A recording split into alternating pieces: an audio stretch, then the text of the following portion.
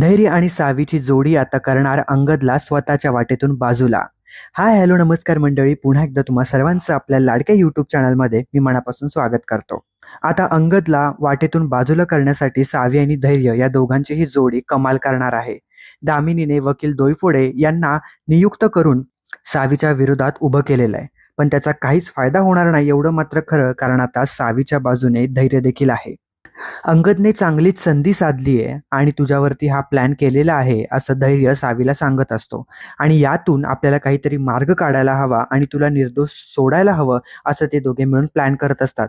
इकडे दामिनी, भास्कर, विलास आणि वकील डोईफोडे हे चौघेही बोलत असतात. ते प्लॅन करत असतात. सावीचा फोटो त्या बोर्डवरती लावलेला असतो आणि आता सावीचं काही खरं नाही असं म्हणत तो त्याच्यावरती क्रॉस आकाराने खून करतो. सावीला या सगळ्याची खूप मोठी किंमत मोजावी लागणार आणि सावी नाईक, आता यातून तू कशी वाचतेस हे मी बघतोच, असे त्याचे बोल असतात. या प्लॅनमध्ये दामिनी सोबत विलास आणि भास्कर हे दोघेही आहेत. त्यामुळे या तिघांचा प्लॅन सावीच नाही तर धैर्य विरोधात देखील असणार आहे.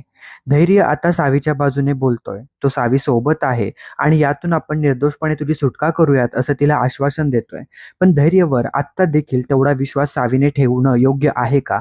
पूर्वी ज्या गोष्टी घडल्या त्या गोष्टीतून तिने बोध घेऊन पूर्णपणे विश्वास न ठेवता तिने सावधगिरीने आपली खेळी खेळायला पाहिजे.